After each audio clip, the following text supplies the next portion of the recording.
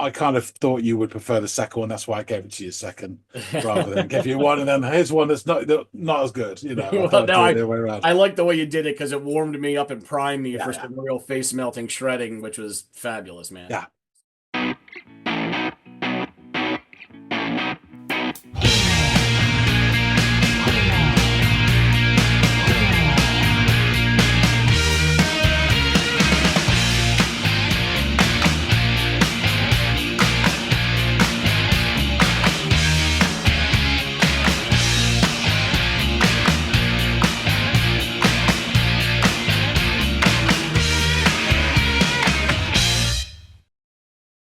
Hey, everybody out there. Welcome back to another episode of the Audiophiles. I'm Andy, that's John, and it's time to dig into some music. So, John, you're up to bat as far as offerings go today. I'm going to go off and listen to whatever you have in store for me. I'm going to come back and we're going to discuss it. So, what have you got in the chamber, buddy? So today's burnt offering on the altar of rock um, is a track which has been threatened to you before. So hard luck. You listened to not that long ago to Mdou Moctar, Yeah. Imouhar. I did say it was a sort of reworking of the original, and hey presto, here is the original.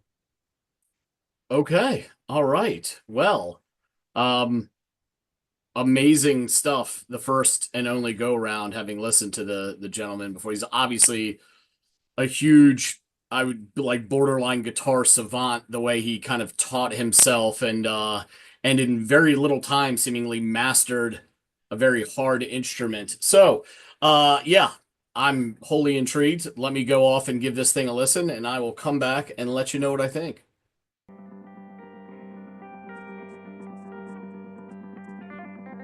That's pretty.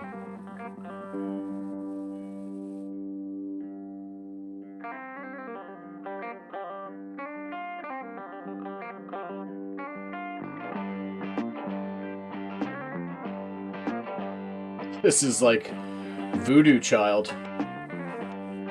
All right.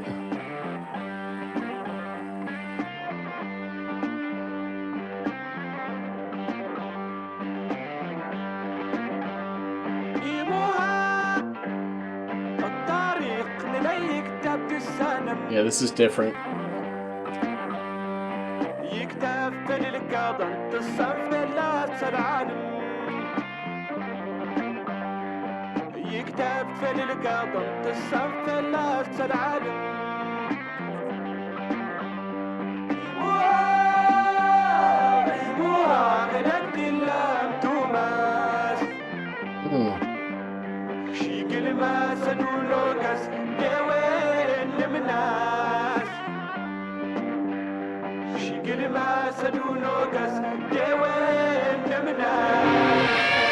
Oh, holy shit. Oh my God.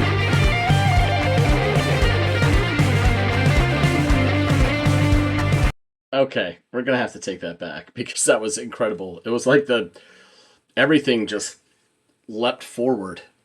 It's like you know, leaping into the 21st century from this like production and volume standpoint, and everything is much more electric, literally and figuratively. Oh my goodness. Yeah, let's take this back a bit. Where did that? Here. Yeah, I can't mistake that. All right, yeah, that was wild.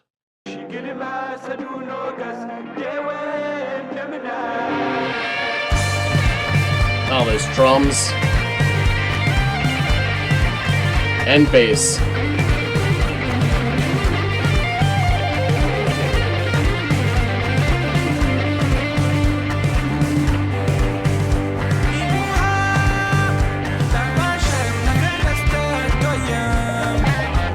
Ooh.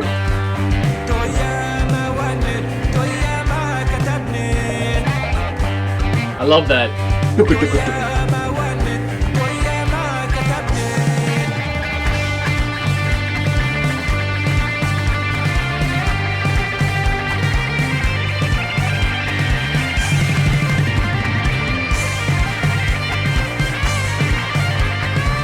the tempo keeps just gradually increasing. And, I mentioned Voodoo Child in the beginning, hard not to. But when I think of the song Voodoo Child, I think of two bands, right? I think of the Jimi Hendrix Experience, and I think of Stevie Ray Vaughan and Double Trouble.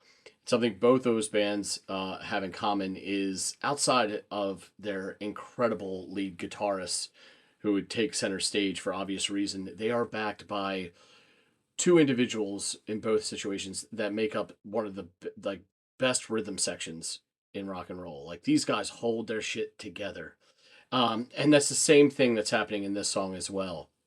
This idea that a drummer and bass player can work together in tandem to just keep everything pulled together while dictating the speed and the pace and the precision at which those things are increased or pulled back, all that stuff.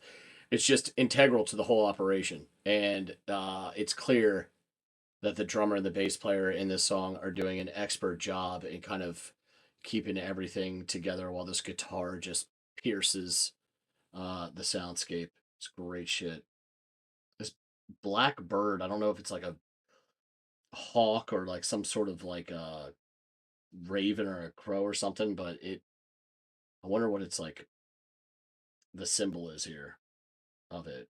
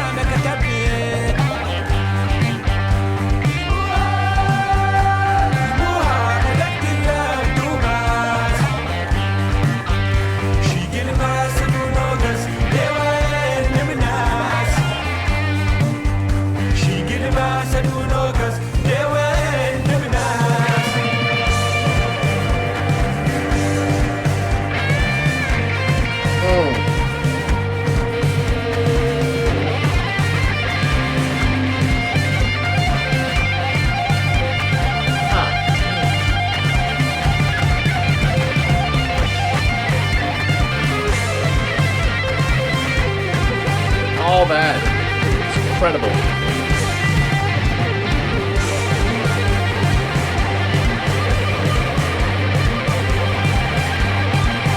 Tempo.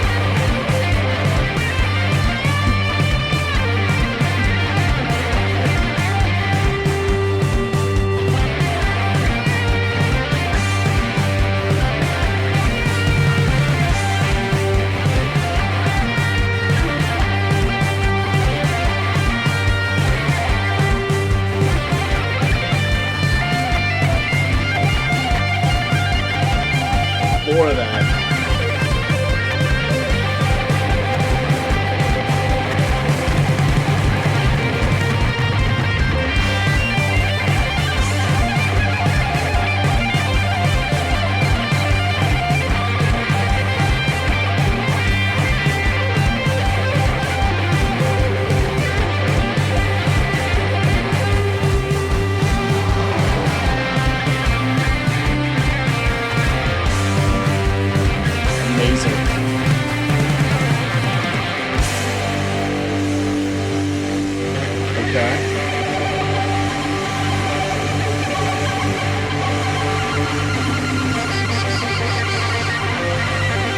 Symbol work.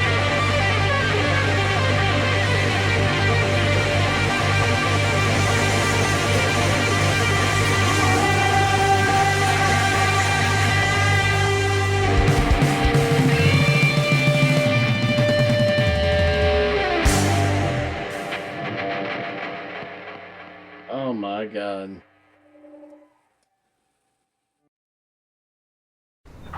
Yeah, that was incredible. Oh my gosh. The very different version, very just so much more again that electricity. Just shredding on that guitar. So much respect for the rhythm section in this song and what they did with tempo, and the cymbal splashes there toward the end were fabulous. That the whole minute between the like minute 3 and minute 4, how he kind of like bookended it with this amazing blast of just trill work that was just like a furnace to the face, um, was really incredible. And like just remembering we recently did this so and covered this artist. So remembering John saying that this gentleman is completely self-taught is mind-blowing. I mean, what a savant of the guitar.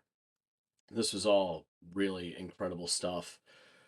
Golly. Yeah, both versions were so cool. Like the percussions work in the first iteration of this song, I think I appreciated a little bit more, but just the overall song, I think I got to give it to this version right here because this was incredible. I mean, this whole thing required a seatbelt. I mean, I was just getting blasted with guitar and all of this bass and drum work, forming this thunderous rolling rhythm section. It was just incredible shit, man. Golly. Yeah, I'm gonna have to stick my face in the freezer because it has clearly melted after listening to that. But once it takes its form, I will get back and we'll discuss this further with John. Barry from Watford is back. So you've had to listen to the original Funeral for Justice version of Imouhar by Mdou Moctar. What do you reckon? So you said this is the original version? Okay, all right. Because I was under the impression for some reason that this was the reworked version. So the reworked version was what we listened to first, and now you're sending me back to the source material, if you will. All right, cool. So yeah, I mean, come on, man. If I like the first one as much as I did, there's probably a pretty good chance I was gonna love this one as well. And I did, even more so than the original. I think the original gave me a lot of perspective about how uh I don't know if spoiler alert, as you get into this song, it becomes far more, it's almost like a shot into the future on a DeLorean. And it becomes far more produced sounding, like from a production standpoint, right? And so it was just kind of an, I don't know. I think this one has more bells and whistles and modern takes on it than perhaps the other one did, which obviously breathes a little familiarity into the experience for me because it sounds like stuff more. The quality of it sounds like stuff I've listened to before. It still has its own kind of unique identity that it's further merging with this already existing Western style of music and production. So it begins with some like beautiful trilly work on the strings, and beneath it there is this lower vibrating hum of what sounds like another guitar. And this brief intro ends with this resonant thrum of that lower register, what I believe is guitar. And then the proper riffing begins, and it has this very Hendrix-esque voodoo child thing going on Did for say, yeah, yeah, yeah, yeah. yeah.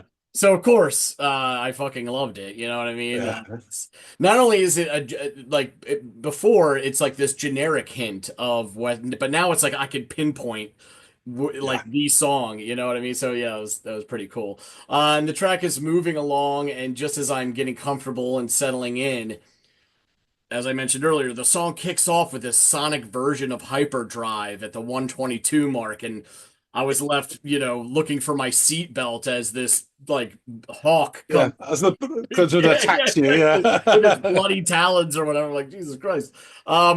So yeah, that was a lot of fun. And these thunderous drums and this rolling bass kicks in, and the sound takes on a whole new feeling and energy as it's leapt into the 21st century here. The tempo is rapidly increased as it kind of does throughout the song. It's so at one point, man, once Again and again, I'm like, again and Jesus again. Christ, dude. Like, again, I'm Yeah, looking for that seatbelt. And it also, that kind of just speaks to how awesome the rhythm section is in this song. So yeah, the tempo is rapidly increased and the guitar pierces through the soundscape, shredding away on the strings. Also, there are these really interesting and echoey auxiliary percussions used throughout the portion of the song. So it almost has this like hollow meets aquatic kind of sound to the hits on those whatever those drums are. And I found those to be really interesting, right? There's this, and this again highlights or underscores this interesting um dynamic or dichotomy of feelings that I'm going through, where it's like I'm loving it because of the familiarity of it, and I'm like loving it because of the interest in the sounds that are a bit more foreign to me. So it's striking this really cool balance between two different feelings that I'm experiencing. He absolutely kills it with that trill and hammer shredding work just after the 3 minute mark or thereabouts. And clearly the dude's got liquid fingers. Also worth noting again that the tempo of the song moves with the pace of a Mustang stride. I mean, it feels like you are astride a wild beast just running. I'd say camels, but I don't think they move like that. But I wanted to stick with the theme of some of the lyrics that I'm experiencing. But They're yeah, pretty fast. They yeah, do yeah. race them. Well, I would say maybe like an Arabian horse, like on the desert, just coasting through. It was amazing. It sounded awesome, and you could feel it. So yeah, he caps off the 4th minute, much like he started it, again with all this stellar trill work on the guitar, just face melting stuff. So that kind of made me smile as he kind of like it was almost like that minute was its little standalone piece and how it was introduced and concluded. At around the 4:30 mark, the drums do a big roll, and and it's quite a masculine type of drum beat there. We get full guitar note resonating, and it kind of fills the air before we get more manic noodling over top of these cymbal splashes where he's going back and forth by the drummer.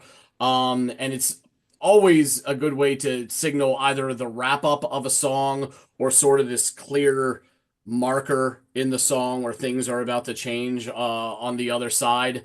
So in this case, it's definitely the former and not the latter, as Moctar delivers one last vocal line of Imouhar before the drums do the obligatory roll across the toms, while the guitar fires off one last flurry of notes. And the end, there's this like whiny bend of the strings, and then a final note, and we're completed here. Um, You'll have to remind me and forgive me not exactly recalling, but throw me a bone here also, because while they were translated on the screen for me, the lyrics are in a tongue that I am not familiar with. Were these the exact same lyrics? Because I at times I got to catch a bit of them as I wasn't letting the music wash over me, and I felt them kind of intriguing.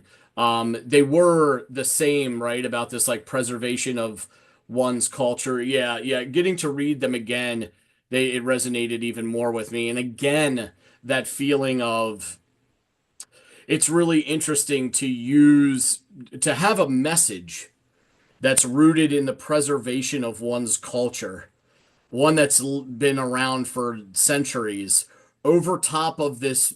I don't want to say this term and make it sound like it's not welcome, because I love the idea of this merging of cultures, but this borrowed Western newer sound to use as the palette over which you're talking about preserving one's ancient language and remembering the iconography of your culture, like turbans and camels and all this stuff. So it's really interesting, cool stuff, and I think it's almost like an interesting, God, not to boil it down to this and make it so crass, but like an interesting marketing tool, right? Like if you want to catch the attention of the youth to get them to preserve their ancestors' history, to use this modern flashy way to garner that attention is very like marketing genius kind of 101 stuff going on here. So I think it's really cool. I'm not trying to downplay. I think that's a very savvy move on his part. And also he's just wildly fucking talented too. So that's to take nothing away from what a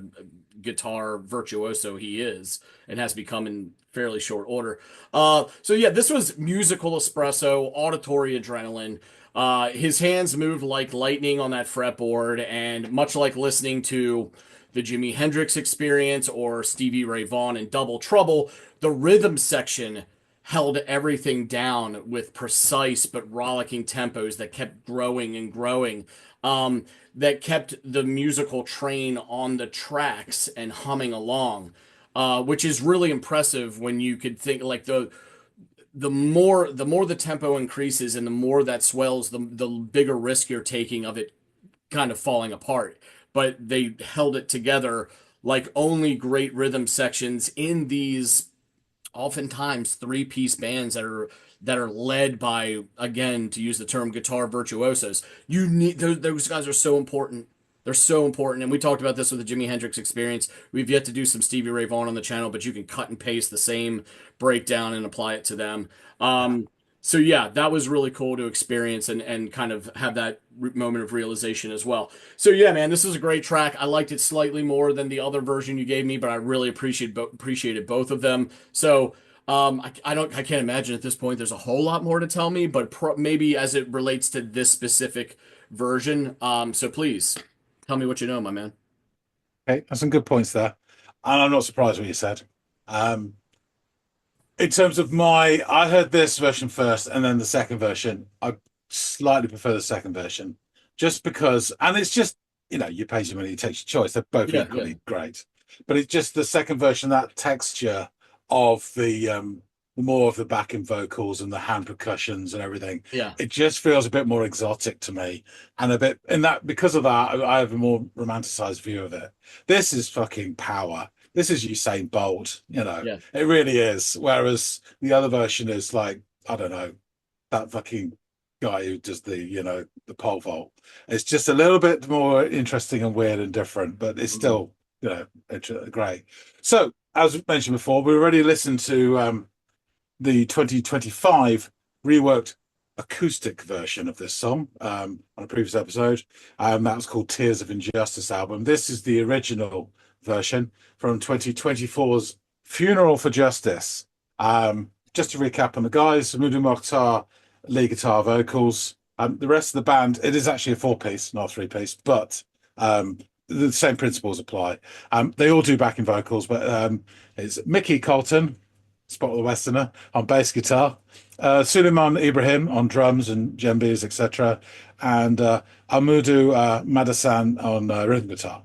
And as I say, all the rest of them do backing vocals as well. Not so much on this, but on the other version, particularly, we hear this Yeah. lovely vocalizing.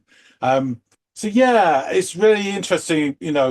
It's obvious, and I think I've said it before, maybe off or on camera, that when they go into this power bit, the sort of it's quite easy to draw comparisons to Jimi Hendrix, obviously, but I think I said to you it's the Jimi Hendrix experience because the rhythm section, as you rightly pointed out, really does a great Oh man. job. And it's all very well having this guy who's shredding it, but if the rest of the band can't keep up or keep it in frame, whatever, it's just some guy noodling. Then at the end of the Mhm. day, it just is nonsense. Whereas this really keeps it going.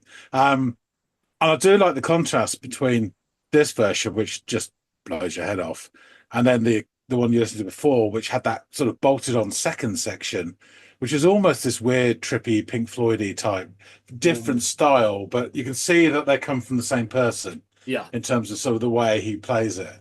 As you rightly say, he's self-taught as well. I saw another clip of him playing on KXP. He's done a few of them, but there's one where I don't know the technicalities of this, but in the comments, people were absolutely freaking out. He's doing all the hammer on pick off and he's finger picking at the same time, different Mhm. strings. So you're getting multiple going Yeah, on all over the that's place. the fluidity that I was trying to Yeah, emphasize in his playing style. Like you can hear that as yeah. the notes are pouring through the speaker, and it does sound like or feel like cascading drops. Just Yeah. I'm interesting in another person I'm a great fan of, different style of music, but did the very same thing, Nick Drake. Mhm. He'd be doing all that and finger picking as well, very Mhm. complex stuff. And some of his stuff sounds amazing when it's done like that, and people are still scratching their heads to this day to work out his tunings, let alone his fingerings. Mhm. Anyway, so I'll go through the lyrics again. I know there's a lyric video, but just to recap, because there's not a lot of it, and it's quite cool, very simply done, but it's powerful. Imouhar, you know this indeed. We have a written history, written in books, and the whole world knows it. Written in books, and the whole world knows it. Imouhar, Imouhar, wherever you are Tuareg. Turbans and camels, symbols of our legacy and pride. Turbans and camels, symbols of our legacy and pride. And that's when your diving pied crow comes in with the bloody talons. And it's such a simple video, but they do a really good job of that, and just like the Yeah. pace. And You know then what it's like else? Imouhar. You know Go what on. else is really interesting is that I thought was evocative, but I couldn't really.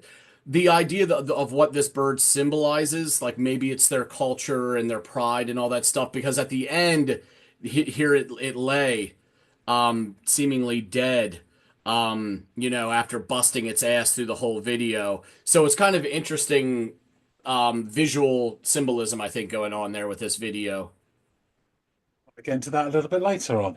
Okay. Anyway, Imahar, why are you abandoning your language, Tamashek? You stop speaking it, you stop writing it. If you stop speaking it, you stop writing it. Imahar, this shames us, we must confess. Waking up one day, our kids can't speak Tamashek. They can't speak Tamashek nor write it.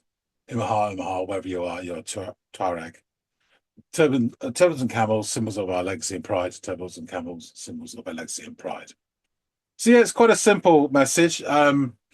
I do like the fact that he speaks in these things in his native tongue. It'd be very easy for him to like adapt to English or Mhm. French or whatever. They also speak French in Niger where he's from. But yeah, I think it's great. So I found a couple of articles which I didn't plumb last time. So this is from Slug magazine website. Slug Mag. The best track on the album, Imouhar, speaks on the slow assimilation and loss of Tuareg culture. The track begins quietly, almost as if it's playing in the other room, until about a minute in, when the lead guitar screams right in your face and the drums beat you in the back. Imouhar leans more into a groove than many of the other tracks in this album that I love. Of course, when your country suffers under massive loss of jobs and ecological ruin, your culture will be sold off too, Mm. as this song illustrates. The importance of bands like Mdou Moctar is that they preserve the bass sound of Tuareg music, the vocal stylings, and most importantly, the language. It'd be relatively easy and preferred for the American audience for Suleiman to sing in English so he can be more accessible to English speakers, and yet singing in Tamashek and is his own form of rebellion. The audience will get on Mdou Moctar's page, not the other way around. Um, from Matador Records, the songs on Funeral for Justice speak unflinchingly to the plight of Niger and of the Tuareg people. This album is really difficult for me. Is very different for me, sorry, explains Mokhtar, the band's singer, namesake, and indisputably iconic guitarist. Now the problems of terrorist violence are more serious in Africa. When the US and Europe came here, they said they were going to help us. But what we see is really different. Mm. They never help us find a solution. So that's his point of view. On the star of the video, the pied crow. So, pied crows are a member of the corvid family. Mm. They're highly intelligent and known for their problem-solving skills, use of tools, and ability to learn from observation. They follow bushfires to eat insects, and they follow ploughs to forage for invertebrates. They are fearless when chasing away predators such as golden or bald eagles, and they will drop stones, sticks, or pine cones onto predators or people. Mhm.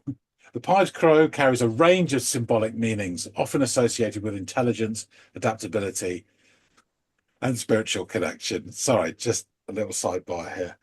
I had a job a very long time ago that I got when I just left college and was paying off my overdraft.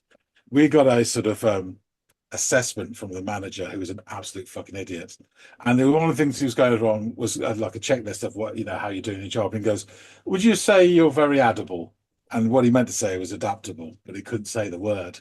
And I would say, I'm extremely adaptable. So that's why I laughed when I saw the word adaptable. Yeah. Anyway, You uh, adapted to his stupidity in that moment. So yeah, what you said was yes. true. In some cultures, they are seen as messengers of the spirit world, heralding new beginnings or transitions. The crow's black and white coloration can also symbolize balance and harmony, representing the combination of two energies or the need to unite opposing forces. In African cultures, the crow is seen positively as they symbolize the strength and flexibility to adapt to surroundings. It is also said that the poise of the crow shows assertiveness. African culture sees the crow as a symbol of happiness and marriage, as the crow is monogamous and mates for life. In Egypt, the crow was often linked to the goddess Hera as a symbol of faithful love.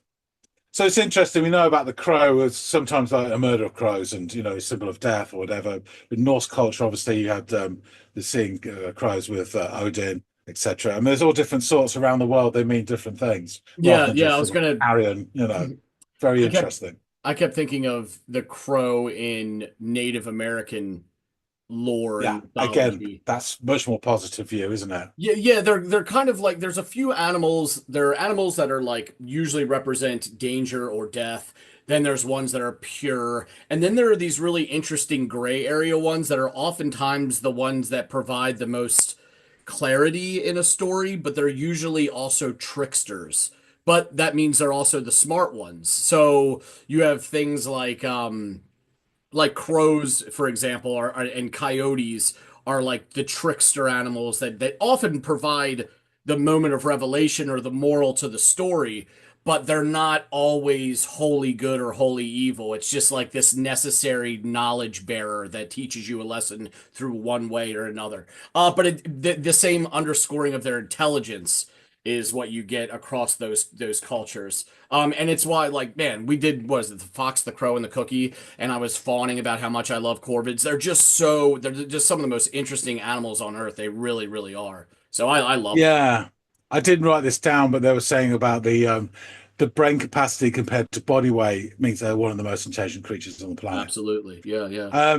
Yeah, yeah. And I was just thinking when you were talking about other things. I mean, that the hare is another classic one in Western pagan culture. Hmm. The hare being a trickster and this mystical, sort of figure as well. Really, really interesting Hmm. stuff. Um, just as a last note, the the pied crow is widely spread across sub-Saharan Africa. As another sign of the effects of global warming, the pied crow was first seen in Britain at Sperm Point, East Yorkshire, you bastard, in June 2018. Wow. So they've even come up into Blighty. There Yeah. you go. Well, that's So yeah, that just a little, underscores their adaptability, right? That we talked about, or their adability, according to your former yeah, yeah. report. Fucking idiot.